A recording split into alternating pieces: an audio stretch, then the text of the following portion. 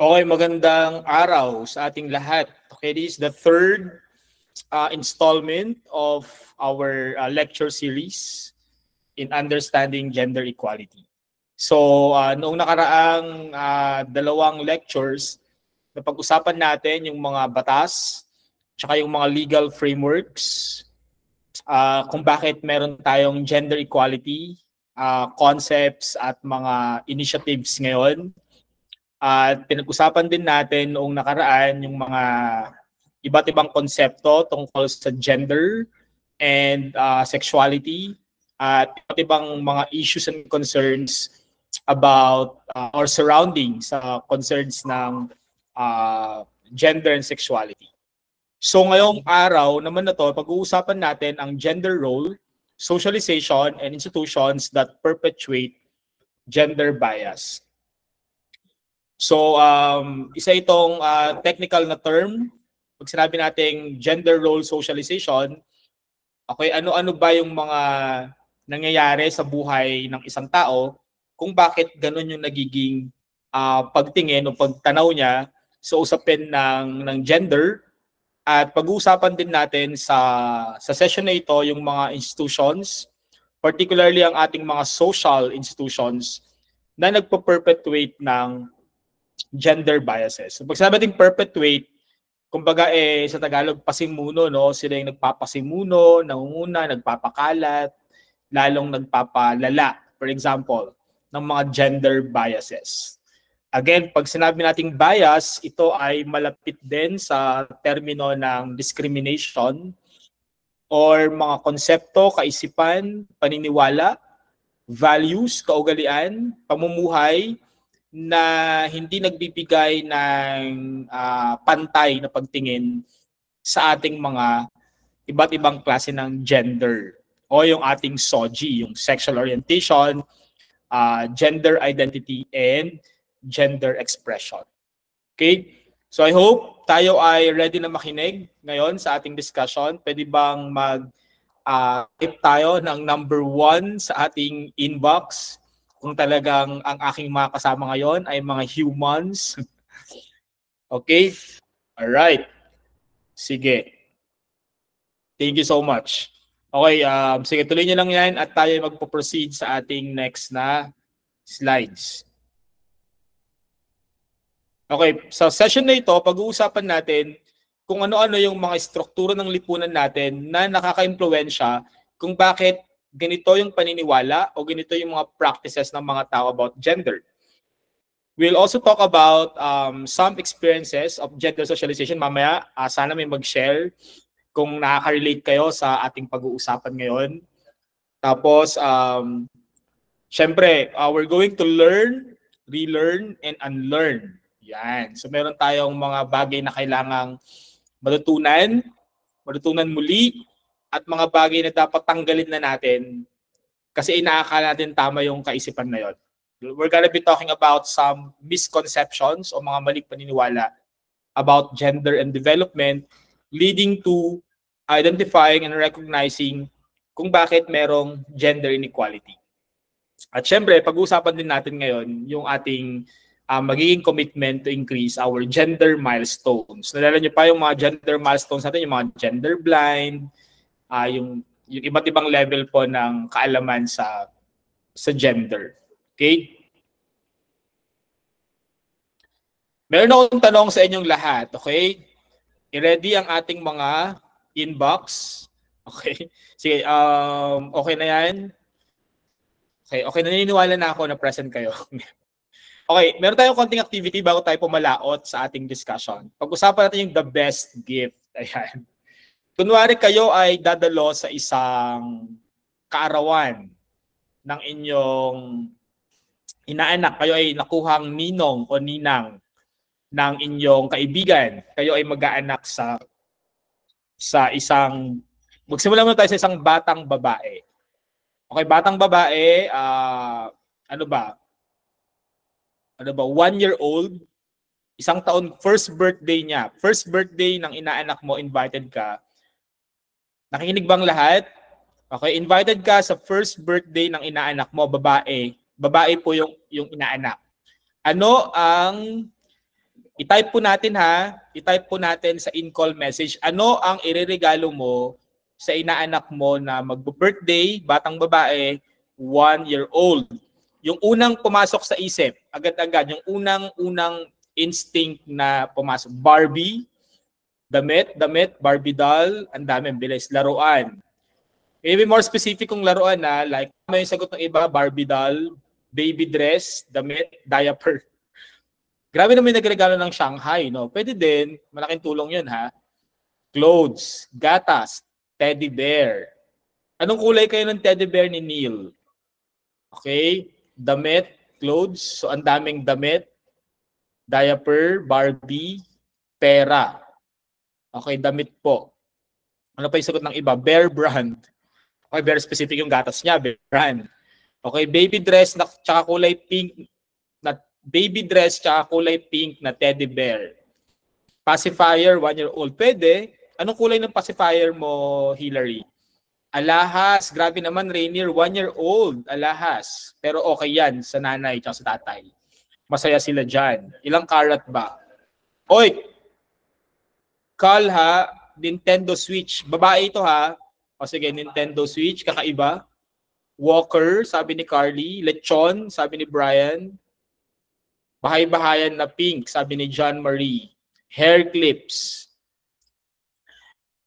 John Paul, hindi mo natin naintindihan ang assignment, ang ating sige, bracelet. Social naman ni Gilbert, Rolex. Okay? iPhone 16. O iba naman, loko-loko na lang yung sagot. No? Pero pansin nyo guys, karamihan ng inyong mga sagot ay syempre, pambabae pa din. Yung iniisip natin na pambabae, tama di ba? Tulad ng house doll or pink na teddy bear. O kaya damit. Usually pag damit, babae, di ba? So gusto natin yun, pag babae, dapat damit yan. Ganon. Okay, so if you can notice no, nandun pa din yung pink clothes, ganon, pink na ganito, ganyan, baby stuff, Barbie doll. So mostly mga damit. So iba naman, very neutral lang, gatas, mga gamit na pang 1-year-old. Okay, next naman tayo. Okay? Ibahin naman natin, mag-aanak ka ulit ng binyag sa iyong inaanak. Lalaki naman, lalaki na 1-year-old.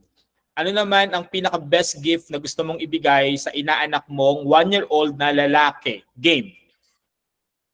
Okay, bola, no? Bola, toy gun, pera pa rin po. Talaga nanindigan siya. Sapatos, di ba? Pag lalaki, sapatos na naiisip. Ang bilis. Baril, baril-barilan naman, guys. Huwag naman baril. Toy car, sapatos. Okay, sapatos. Anong pog? Pogs. Yeah, I remember that. Pogs. Car toys, Hot Wheels, sapatos, robot, cake. Jeremiah, magbibigay daw siya ng 4,080 pesos. Nagbutal ka pa, okay? Uy, Tesla. Tesla na na matchbox car. Sabi ni Justin ay puppy dog. Gaming PC. Jolens. Gadgets. Sherifer. Sapatos. Puro sapatos, no? Walang masyadong damit. Kanina pag babae, puro damit. Pag lalaki naman, puro shoes. Bola, kotse-kotsehan, dinosaur, globes, PS4. Yaman naman ng iba dito. PS4 ang niregalo nila. Relo. Ano pa? Batman costume. Wala ba magregalo ng Barbie doll sa 1-year-old nating inaanak na lalaki? Okay. Gaming PC, Nerf gun, car toys, brief. Okay. So, meron din tayong Barbie na Ken doll. Ken doll pa din. Okay. E paano hindi ko magregalo niya ng Barbie na Barbie talaga? Hindi, di ba? Kasi meron tayong iniisip na bakit ako magregalo ng Barbie doll sa isang batang lalaki na 1-year-old? In the same way, bakit ako magregalo ng truck-truckan sa isang babaeng 1-year-old na bata? Di ba meron tayong mga underlying na mga reasons kung bakit tayo magregalo? So, magtanong nga tayo ng isa, randomly lang, o sino gusto mag-volunteer kung bakit yon ang ireregalo mo sa kanya? Can we have one to explain kung bakit yon ang best gift na ibibigay mo sa iyong inaanak na babae muna? Sige, babae. Volunteer? Aisa Agas. Aisa? Sir, ano po kasi, kaya bagay po yung ano kasi, ano, mapag-aano din po niya yun eh, pwede niya pong magamit habang lumalaki yun siya. Pero pwede niya din po mapasa sa future na anak niya po kung maingat Ano po yung regalo siya. mo sa kanya, Aisa? Ano po, dress Dress sa deliver. babaeng... Okay, sige. Si Catherine Gueco. Ano yung regalo mo, Catherine, sa babaeng inaanak mo na 1-year-old? Pera sir, pera. Pera para po sumaya yung nanay niya. Para sa mayang nanay. Okay. Doon naman tayo sa lalaki. Lalaking inaanak. Ano ang Justin Batalier? Mark Justin, ano ang ireregalo mo sa inaanak mong lalaking 1-year-old sa birthday niya? Puppy dog po. Bakit puppy dog, Justin? Gusto ko po siyang matutong maging responsible habang 1 year old. 1 year old pa lang po siya.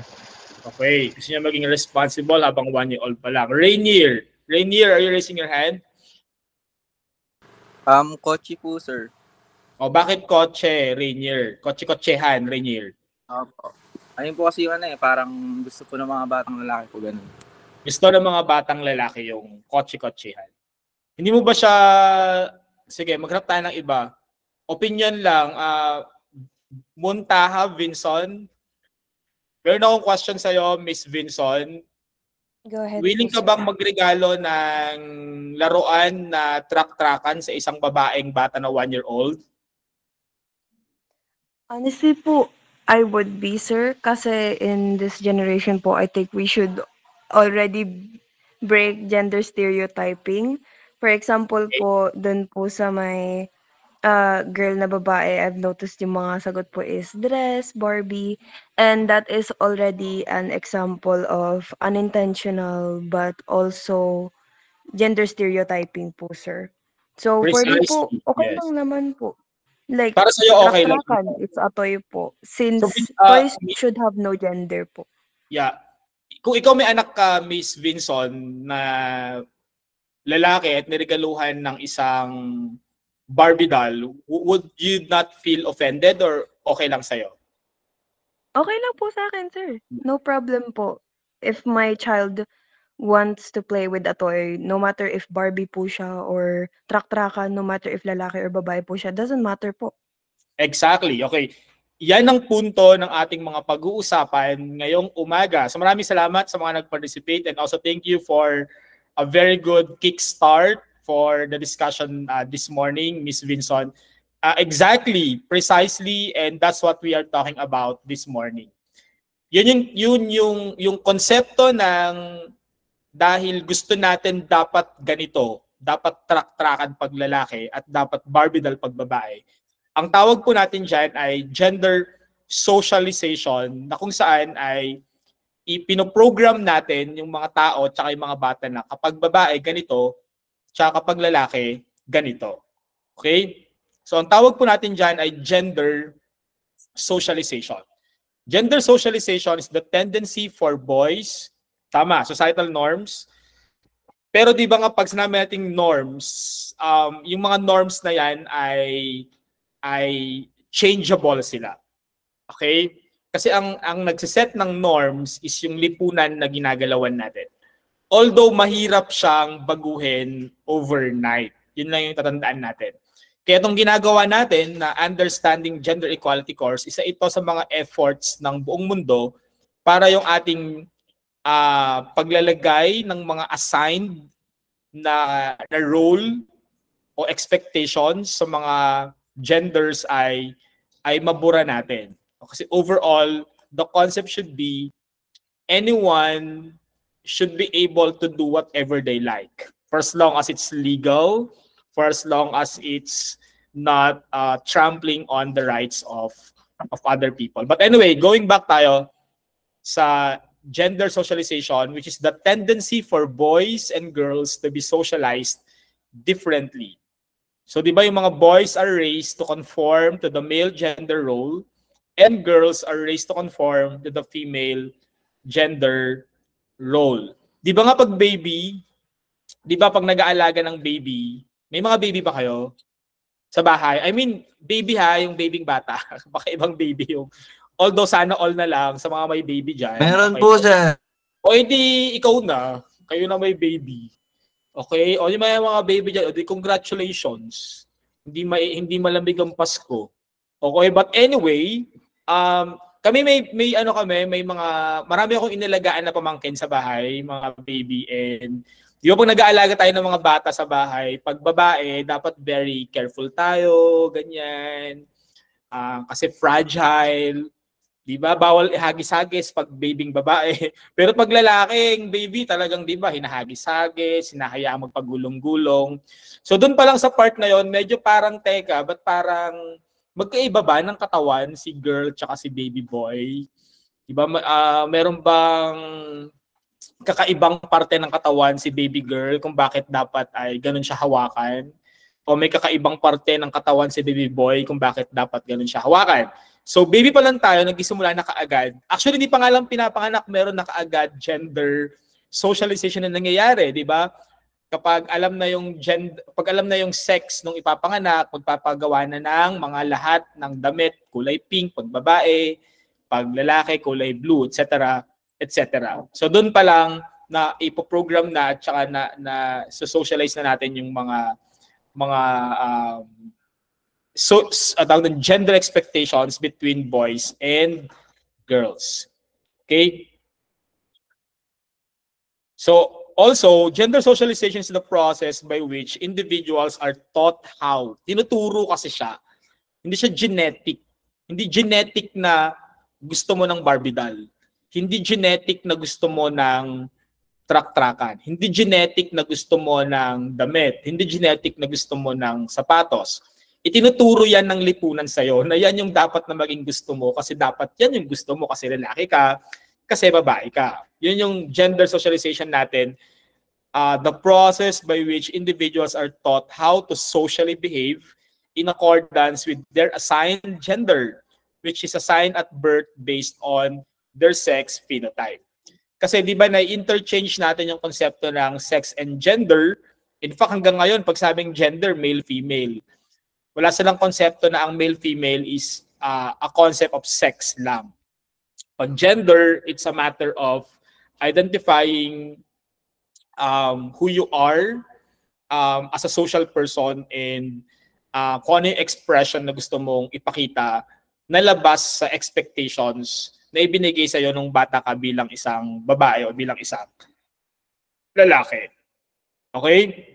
Also, no, gender socialization is educating and instructing males and females as to the norms, behaviors, values, and beliefs of group membership as men or women. Diba? Nung bata ka pa lang, pag babae, okay lang na umiiyak, diba? Hayaan mo siyang umiyak, babae naman yan. Pero pag nung bata kayo, may iba sa atin naka-experience na nung bata tayo, pag umiiyak ka, tapos lalaki ka, hindi po pwede, diba? Babawalan ka ng nanay mo. Hindi ka iyak, huwag kang iiyak, bawal umiyak. Hindi umiiyak ang lalaki, ganon. So, baby ka pa lang, na program ka na ganon, bawal kang umiyak, dapat strong ka palagi, ganon. So, boys don't cry, ganon. Di ba? May mga character pa na kapag babae ay ano sila, dominant, parang baliktad to, no? Sige, pag girls, ito yung picture to, actually binaliktad siya di ba? Pero pag boys dapat dominant daw, independent, active, logical, smart, decisive. May mga characterizations tayo na panglalaki, meron tayong characterization sa mga pambabae. Pero sa totoo lang, hindi dapat natin gini-gender yung pagiging dominant. Kasi may mga dominant na kahit sino can be dominant. Kahit sino pwedeng maging passive. Kahit sino pwedeng maging independent. Kahit sino pwedeng maging engineer kung babae. Kahit lalaki pwedeng maging nurse or whatever. Diba? So wala na dapat tayong ini-instruct o pine-prescribe ng mga norms, mga behaviors or values para masabi lang na yung isang tao ay lalaki o babae siya. Okay? So, again, no? So, ang gender socialization, nagsisimula yan pagkapanganak nyo pa lang. Begins even before the birth of the child. Okay? Doon pa lang ay nagkakaroon na kaagad ng social categorization process na nagpapatuloy towards the end of your life, di ba? Pag hanggang sa ligawan, sino dapat yung nanliligaw? Babae o lalaki? Okay? Di ba? Dapat ang dikta ng lipunan natin sa courtship, lalaki ang manliligaw. Ang babae nagpapaligaw. Okay? So, yun kasi yung sinet na expectation kasi dapat honorable. Pero ang tanong ko, meron bang babae dito na meron bang lalaki dito na gusto magpaligaw sa babae? What if baliktarin natin? How do you feel about it? How do you look at the situation na yung babae ang manliligaw sa lalaki? You feel different, right? Because society expects men to court women. Pero pag babae nanligaw sa lalaki, merong negative na pagtingin. 'Di ba? Kahit nga sa sa pangangaliwa, for example, kahit yung batas natin very biased diyan. Kapag babae ang nangaliwa, ano 'yon, malaki yung parusa noon, guys, sa batas natin, sa Civil Code ng Pilipinas. Pero kapag lalaki, hindi masyadong marahas yung batas natin doon. So doon pa lang may problema na tayo kasi mismong yung batas natin ay gender biased din. Pero syempre, sobrang tagal na rin kasi ng Civil Code of the Philippines. Parang 1980s pa yon. Kaya nga ang dami ng mga movements ngayon para i-amend yung marami sa ating mga civil code natin. Kasi marami sa mga batas natin sa Civil Code ng Pilipinas ay bias or disadvantageous sa mga kababaihan. Di ba hanggang sa mag-asawa ka, pagtatay, siya ang nagtatrabaho dapat, nagpo-provide sa family. May mga ganong konsepto, di ba? So buong buhay natin, nagkakaroon tayo ng tinatawag na gender socialization. Kasi at every stage ng buhay natin, may ina-expect yung mga tao sa atin na dapat ganito, dapat ganyan.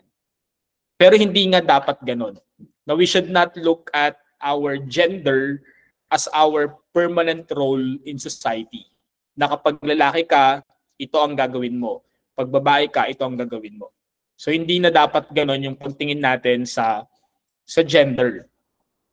Actually, yung kulay pink na kulay, guys, hindi naman originally kulay yan ng mga babae ngayon na ina-attach.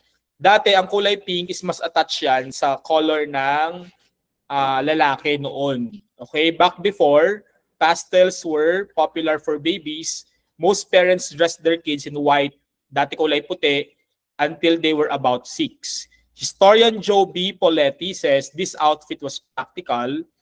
Practical yung white cotton, it could be easily bleached, and dresses allowed convenient access for diaper changing. And then afterwards, nagkaroon ng mga pastel colors sa mga babies, naging fad siya. Okay? Pero yung mga pastel colors noong panahon na yan, hindi siya minamarket for any color for boys and girls. So any color is available at wala silang gender, kahit sino pwedeng magsuot noon, including blue and pink.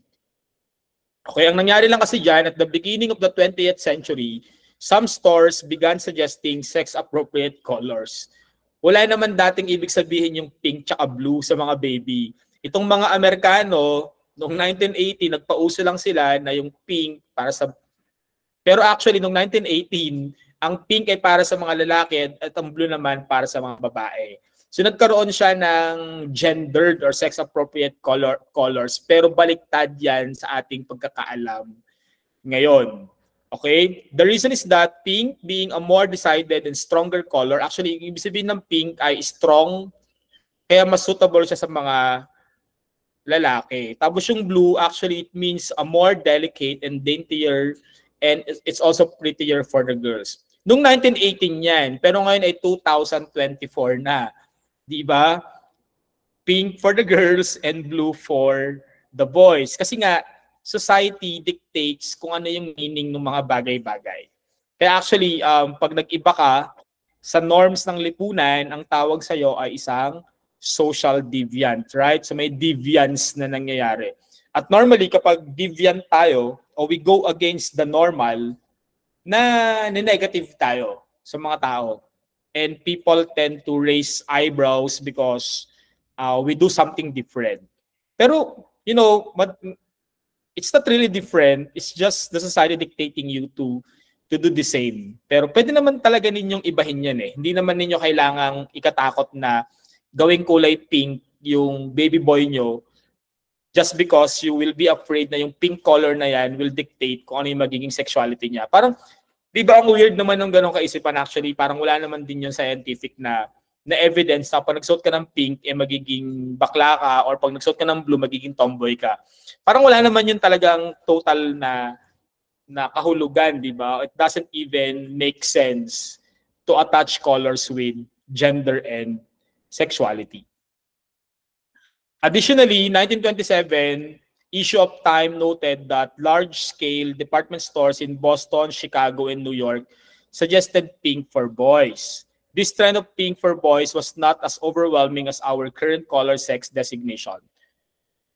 However, okay, yung mga baby boomers noong 1940s, so yung mga pinanganak ng 1920, yung mga pinanganak ng 1940s, sila yung mga baby boomers.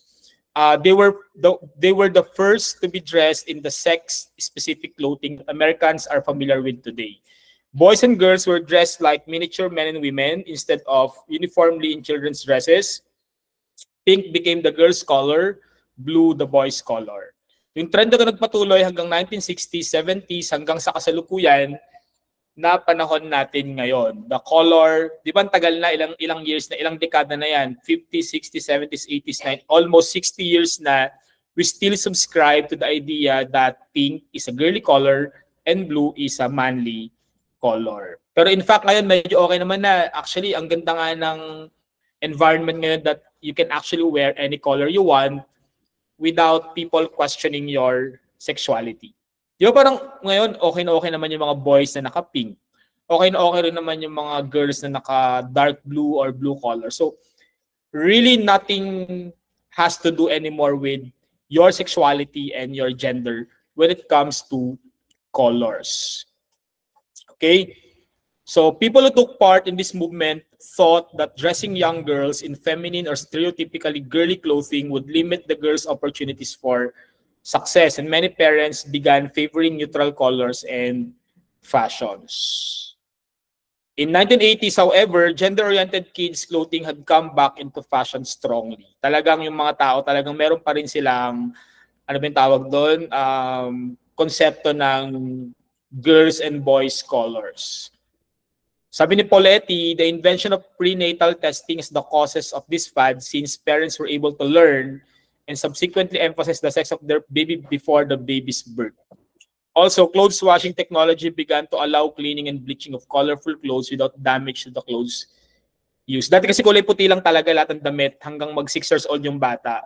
Kasi madaling labahan. Pero because of technology nga naman ngayon, you can actually wash any colored clothes safely. Okay? Marami ng mga color safe na mga detergents ngayon. Kaya, yun nga lang, yung pagkakaroon ng color coding between boys and girls ay nandun pa din. Dahil nga, nagkaroon ng gendered colors, medyo hindi pa rin nawala yung gender socialization in terms of colors sa mga tao. Okay? So ang problema natin sa gender socialization kasi nagkakaroon ng gender stereotype. Di ba? Tulad ng example natin na pag babae madaldal, pag lalaki tahimik lang, or pag babae ano ba tawag doon? The fairer sex, pag lalaki the stronger sex. So, yung mga stereotype na gano'n. So hindi okay na merong socialization kasi nagkakaroon ng stereotyping. Na kapag babae okay lang na umiiyak yung mga babae, di ba? Pag lalaki hindi pwedeng umiiyak. Kasi yun yung stereotype natin sa pagiging masculine and pagiging feminine. Nagkakaroon tuloy ng overgeneralization ng mga characteristics, differences, and attributes of a certain groups based on their sex. Okay? Nalilimit, nababox yung mga tao sa mga characters na yon. Na sa totoo lang, hindi dapat. Kasi we should allow all people to explore all their interests, and we should allow all people to do whatever they want regardless of their sexuality, na pwede nilang gawin yung ginagawa ng mga babae at pwede nilang gawin yung ginagawa ng mga lalaki for as long as all these things are good, correct, and of course, syempre dapat legal yan. Okay? So girls and boys are expected to act in certain ways that are socialized from birth. Okay? So, balang araw, magiging mga magulang kayo at dapat maputol na sa inyong generation yung pagpasa-pasa ng mga maling kaisipan tungkol sa pagiging babae at pagiging lalaki. We should train our young people. We should also educate everyone na wag nating i-judge yung isang tao ng kanyang sexuality dahil lang sa mga kilos-kilos niya. Di ba may mga tao na napagbibintangan na bakla yan kasi ganito yan kumilos. Tomboy yan kasi ganito yan kumilos. Wala nang ganun. Wala nang ganun. Hindi na yon pwedeng gawing basis ngayon for any gender or sexual identity ng mga tao. Dapat sa tao manggaling kung ano siya. Kung ano yung preference niya na gender expression. Definitely alam nating lahat na yung sex, hindi na yan pwedeng pag-isipan pa. It's either male ka o female ka biologically. Pero sa usaping gender, number one, hindi nyo pwedeng i-assume yung mga tao na ganito sila, ganyan sila. Okay? Unless yung tao na mismo yung magsabi nun. So actually, pag pinagkikismisan nyo yung mga tao na baka bakla si ganyan, o baka tomboy si ganyan, o bi si ganyan, o trans si ganyan, hindi nyo yun dapat pinagkikismisan. Actually, mali yun na ginagawa. Kasi dapat kung gusto lang naman ninyong malaman kung ano sila, you just ask them. It's more respectful kung ano ba yung kanilang gender identity at saka yung kanilang expression ng kanilang mga sarili. Di ba natin nakita dyan ng mga issues lately, yung restaurant na may tinawag na sir pero mukhang ma'am. It's really important to ask people first kasi para safe kayo na huwag kayo nag-a-assume ng kahit ano about people. Okay? So ano pa? Ano-ano ba yung mga nagpapasimuno niyan at lalo nagpapalawak ng tinatawag natin na gender socialization? Okay, mas lalong napaperpetuate kumbaga yung mga kaisipan na pinag-uusapan natin. Itong mga biases na to, nagisimula yan sa pamilya. Tapos nakikita din natin yan sa mga TV tsaka sa mga radyo. Yun din yung pinapakita. Di ba? Pag mga kabit-kabit na TV series, laging babae, tapos mayaman na lalaki, tapos iligtas yung mahirap na babae. Di ba yung mga media natin, ang pinoportray nila is yung mga traditional na views about men and women. Pagdating mo ng school, ganun pa din. Yung mga eskwelahan natin, yung mga teachers natin na walang alam sa gender equality, bias din yung mga kaisipan nila. Diba? Yung mga teacher nyo, oy, kababae mong tao, ganito ka. Kalalaki mong tao, ganito ka. Narinig sa mga teachers natin yan. Even sa loob ng church, no, may mga tinuturo. Siyempre, ito naman sa church naman, medyo komplikado naman ito kasi siyempre talagang for example, sa mga Katoliko at sa mga born-again Christian, talagang merong mga malinaw na sinabi ang Biblia tungkol sa ano dapat yung gawin ng babae at lalaki. May mga rules doon, pero klaro lang natin na never naman na nag-discriminate ng babae at lalaki yung ating mga Bibles, yung ating mga paniniwala. Pero ni-recognize natin yung katotohanan na ang mga relihiyon, meron silang itinakdang mga expectations na dapat gawin ng mga babae at lalaki sa loob ng kanilang mga simbahan. We cannot question that, guys. Kasi pag usaping relihiyon, we should respect yung conviction at saka yung belief ng mga simbahan tungkol sa dapat gawin ng lalaki at babae sa kanilang pananampalataya. Pero sa labas ng church, it's different already. Okay? Yung panglimang institusyon na nagpapalaganap ng gender role socialization na hindi dapat, mga kaisipan na hindi dapat ay ang estado mismo. When we say estado, ito yung ating gobyerno, yung ating pamahalaan. Di ba marami rin naman tayong mga naging mga political leaders na bias against women, bastos sa mga kababaihan, bastos sa mga kalalakihan, bastos sa mga LGBT. Even our political leaders are possible agents of gender role socialization. Ito yung mga 5 major institutions na nagpapalaganap ng mga maling kaisipan at tamang kaisipan din naman on gender equality. Tulad natin sa BPSU ngayon, meron tayong sabi ng UGE, so in-educate namin kayo dito kung paano dapat tinitignan yung ating gender equality. At yung ating mga gender, iba't ibang klase ng gender and sexes na na-encounter natin, hindi lang sa loob ng school, kundi pa rin sa labas, syempre. So sa bahay pa lang, yung mga boys and girls, tinuruan na sila kung paano umasta, di ba?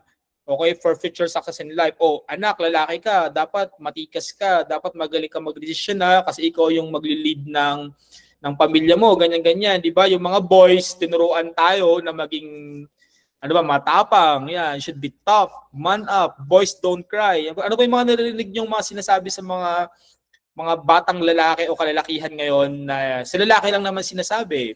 Dapat pag lalaki ka o dapat independent ka, aggressive ka. Pag babae naman, okay lang na maging dependent, maging asawa ka naman in the future, bahala na yung asawang lalaki mo sa'yo. Tinuturo sa atin yon. Tapos pag babae ka, okay lang na emotional ka. Pag lalaki ka, hindi pwedeng emotional ka. Di ba? May mga term pa nga na, ayan, babakla-bakla ka na naman. So, syempre, hindi tama yung ganong kaisipan na naisip tuloy ng mga boys na bawal silang umiyak. Yung mga girls naman na astang lalaki, di ba, yung mga sinulit yung mga babae na batang-bata pa umaakit ng puno ng bayabas, gano'n, nakikipagsabayan ng takbuhan sa mga kalarong lalaki. Tapos sabihin ng nanay, anak, para kang lalaki dyan. Hindi ganyan. O ganito dapat yung yung behavior ng babae, upong babae, yung larong babae, gano'n. So nagkakaroon ng mga gender role socialization sa bahay pa lang. Sa bahay pa lang, kitang-kita na natin yan. Okay? Di ba? Sino dapat ang maghugas ng pinggan? Pagkakain. Di ba? Si ate. Sino dapat ang magliligpit na pinag-iinom? Sino dapat ang magluto? Sino dapat ang magdidilig ng halaman? Sino maglilinis ng sasakyan, ng motor, ng kotse? Di ba? Doon pa lang sa bahay, nagkakaroon na tayo ng tinatawag na manipulation. Kung baga, na ma-manipulate na yung behavior natin mula ipanganak hanggang sa magkamuwang, nagkakaroon na ng stereotyping sa loob ng bahay sa pamamagitan ng iba't ibang pamamaraan tulad ng manipulation, canalization, verbal appellation, tsaka activity exposure. Unahin na natin yung manipulation. Yung mga magulang na-encourage nila yung behavior ng kanilang mga anak. Okay, kapag babae, syempre sabihin, ay, galing-galing naman maghugas ng pinggan ng aking anak na babae. Pag lalaki naman, ganun din. So pinupuri sila sa ginagawa nila kasi pinoprogram na ganito yung gagawin mo bilang babae o bilang lalaki. At kapag ayaw ng nanay, parents discourage this different behavior. Siyempre, hindi mo nagagawin yon. Anak, babae ka, hindi ka dapat ganyan. Anak, lalaki ka, hindi ka dapat ganyan. So, nagkakaroon ng disapproval, kaya napoprogram sa isip ng mga bata na, ay, ito pala yung dapat kong gawin lang. So nga daw, sino madalas ang gumagawa nito based sa ating stereotypical na understanding? Babae ba okay lang umakit ng puno? Parang sabihin nila parang hindi bagay sa babae. Pero actually pwede naman. Okay, mga kapatid ko babae naman, mas magagaling pang umakit ng puno ng kasoy sa amin tsaka bayabas eh. Sino rito yung wanting to look like a nurse? Parang isipin natin sa babae, pag engineer, lalaki, di ba? Pag naglalaro ng mga bags, gagamba, ganon. Meron ba kayong tropang babae na nagagamba nung bata kayo? Pwede naman din actually. Di ba? Playing with dolls. We think about it na laruan ng mga babae. So doon pa lang sa mga ganyang klase ng gawain pa lang na namamanipulate tayo, kapag ginawa natin to, sabihin ng mga magulang natin na, ano, pwedeng gawin yan, ano ka babae, ano ka lalaki, ganyan. Ba't ka naglaro ng gagamba? Lalaki ka ba? Mga ganon. So nagkakaroon ng manipulation sa loob pa lang ng ating mga tahanan. Tapos, ayan, yung sinabi ko kanina, di ba? Pag babae, ganyan natin sila hawakan. Pag lalaki, okay lang ihagis-hagis. Pero sa totoo lang, hindi naman talaga dapat hinahagis yung mga baby. Kasi una, delikado talaga yan. Okay? Pangalawa is baka magkaroon na accident. So hindi naman siya masyadong okay talaga gawin. Pag sinabi naman natin canalization, ito naman yung nagkakaroon ng channeling. Yung mga magulang sa kung anong dapat laruan o anong dapat gawain na ginagawa ng isang batang babae o isang batang lalaki. Okay?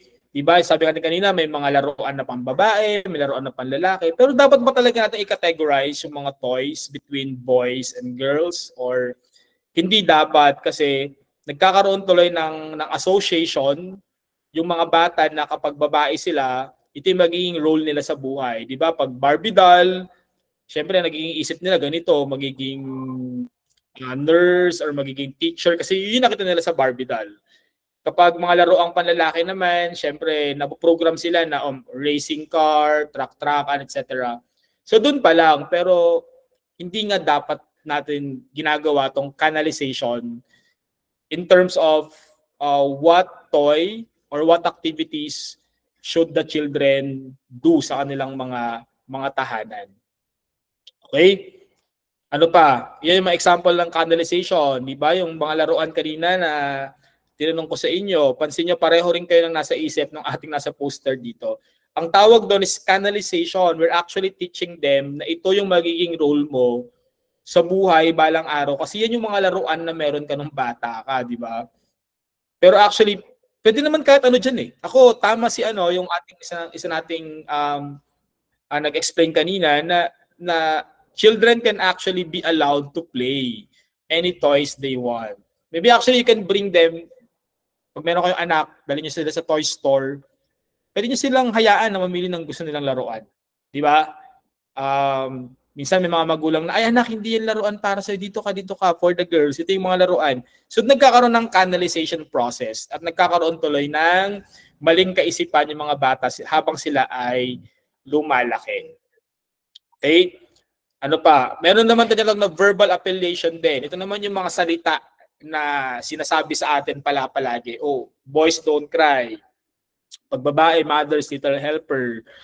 Diba? Pag girl, laging good girl. Pero may good boy din naman. Pero kadalasan pag naughty, boys yung So, yung pananalita na naririnig natin sa bahay could actually program us to believe about the roles that or the characters that we should know as boys or as girls.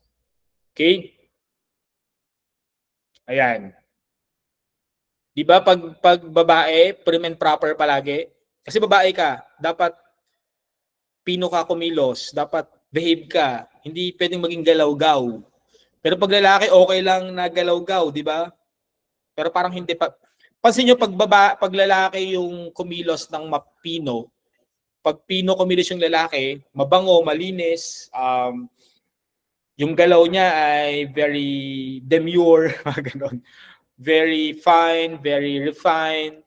Isipin ng mga tao, ay bakla yan, ganyan. Pag yung babae naman nagbehave na, bawa, nakabuka ka sa pag-upo, ganon, o kaya malikot, maaligaga sa galaw, isipin nila tomboy o hindi bagay, hindi gawain ng isang babae. We should not give that impressions to children anymore para mawala yung konsepto nila na pag babae ganito, pag lalaki ganito. Okay? Yun yung binubura natin sa generation natin. Okay? The same with activity exposure. Sabi ko kanina, pag gawaing bahay, babae. Pag gawain sa labas, pag outdoor activities, panlalaki. Pag indoor, sa bahay lang, babae.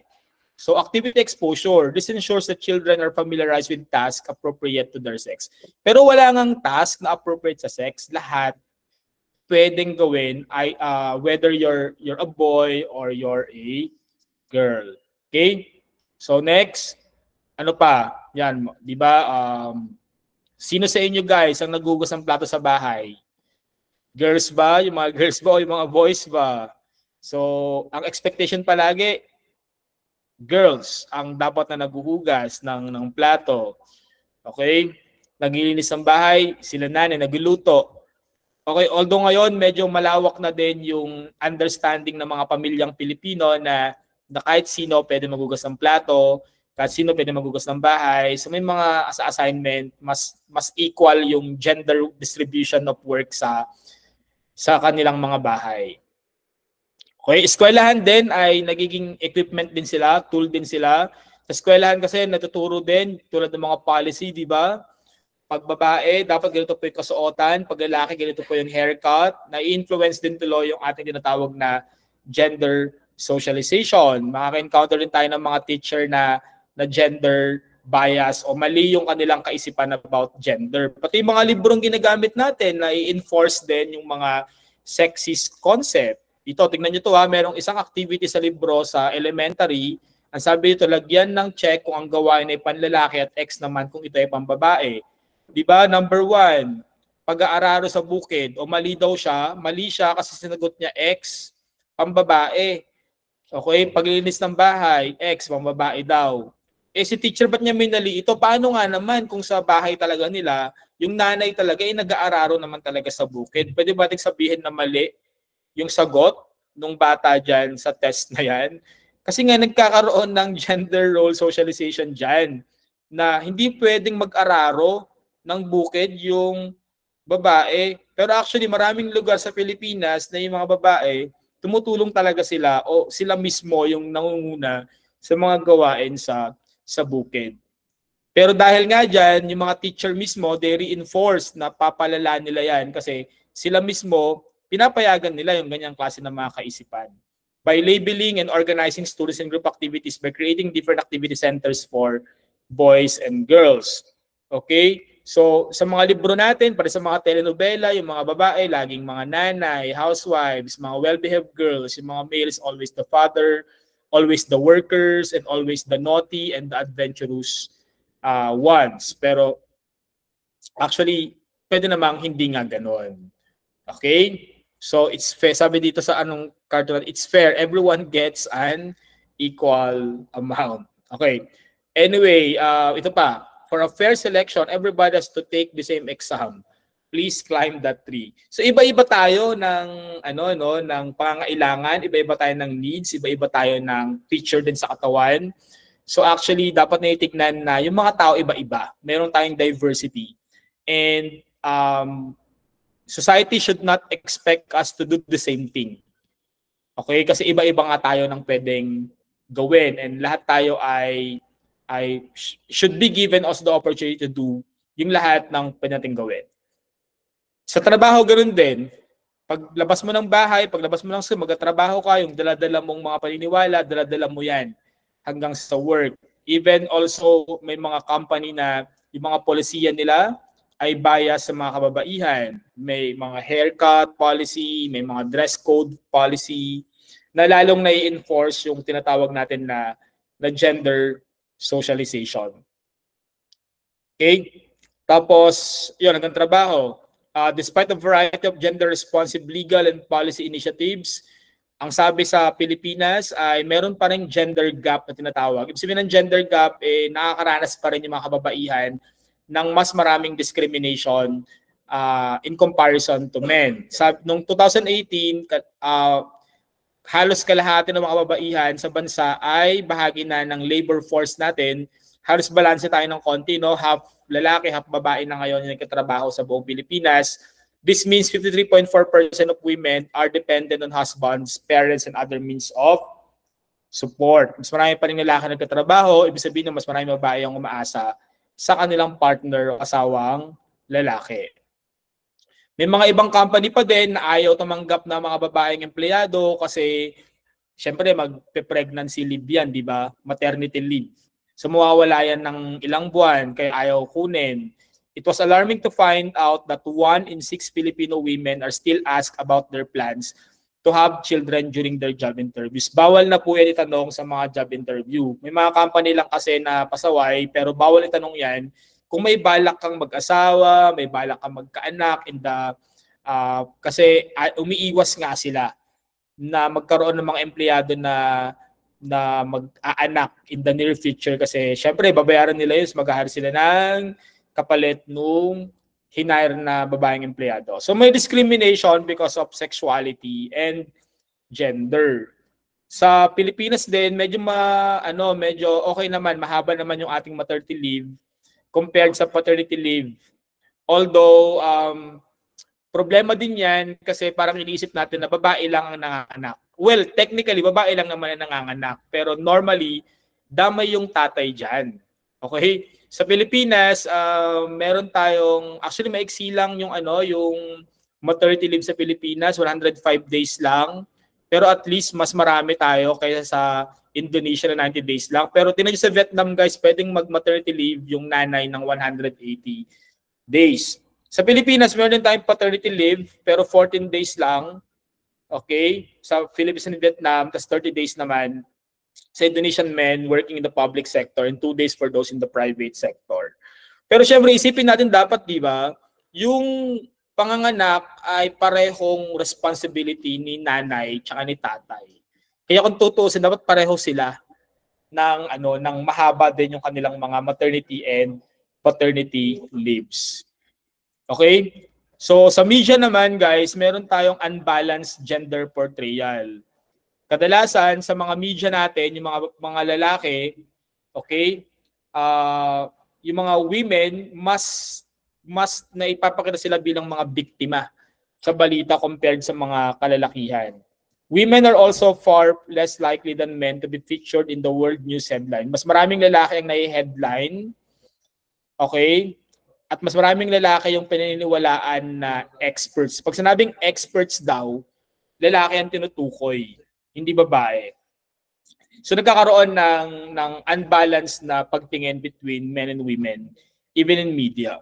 So there are certain categories of women, such as the poor, kadalasan mga older women and those belonging in ethnic minorities, hindi na sila halos napapansin o naipapakita sa iba't ibang mga media activities. So we don't see them sa television, sa radio. Karamihan, we see dominantly male pa din na mga characters sa media. Okay? Also, pag nasa media naman sila, nagkakaroon pa rin ng stereotyping kasi mga babae, madalas, yaya. Andun sila, yaya sila, sa isang mayamang pamilya, sa telenovela. Tapos madalas, pinapakita yung mga babae na nakadepende sa mga lalaki. Tapos kadalasan yung mga babae, sila ay object of male attention. Especially sa Pilipinas, di ba, yung mga telenovela natin, masyadong stereotype, masyadong expected na pag mahirap na babae, na nakamit ng mayamang lalaki, ganon. Di ba? Kaya nga maganda yung yung mga Korean novela kasi iba-iba yung kwento, hindi nakafocus sa gender roles yung kanilang mga characters. Sa Pilipinas nating na ipapakita yung role ng babae at lalaki na stereotype version nila. Okay? Ano pa? So men are typically naman sa media, karamihan sila yung mga di ba, yung mga powerful and dominant, mga mayor. Kokonti lang yung mga karakter ng mga strong women sa ating mass media. So nangyayari tuloy na didemean o napapahina yung katayuan ng mga kababaihan sa lipunan because of how the media portray women. Okay? The media tends to demean men in caring or domestic roles or those who oppose violence. Okay? Sige, may mga videos dyan, pero mamaya na lang. Okay, so okay naman na, nabanggit ko naman na iba dyan. Alright, so I think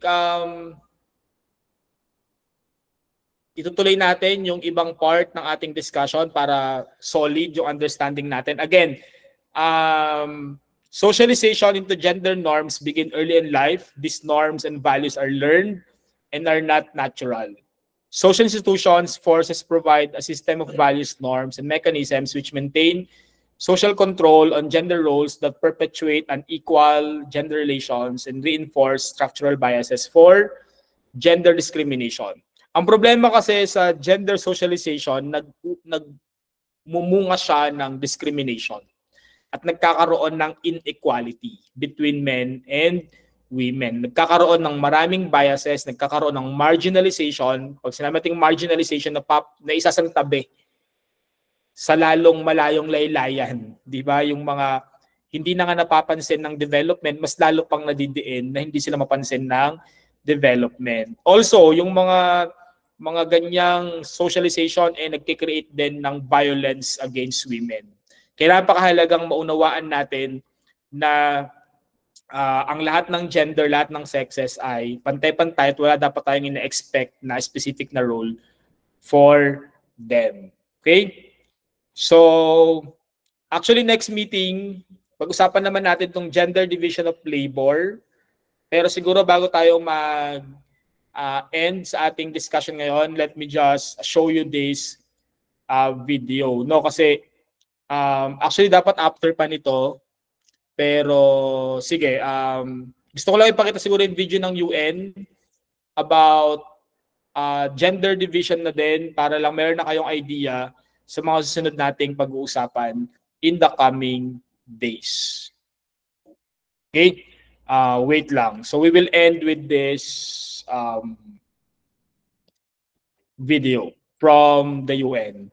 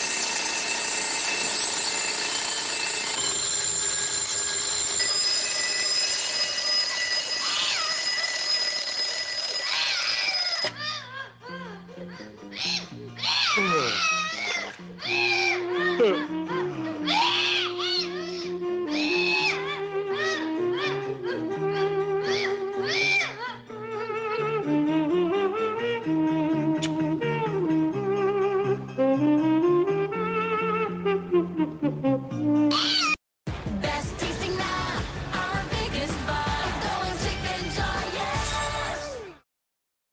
왜 또 이런 일이 일어나는 걸까? 같은 편 할래요?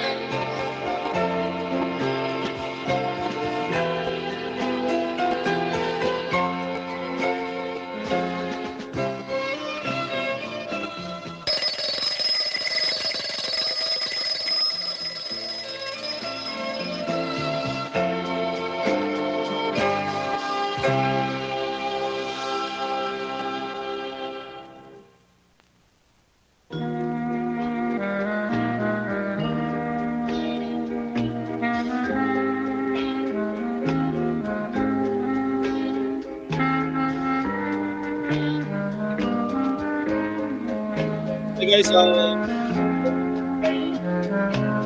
guys, next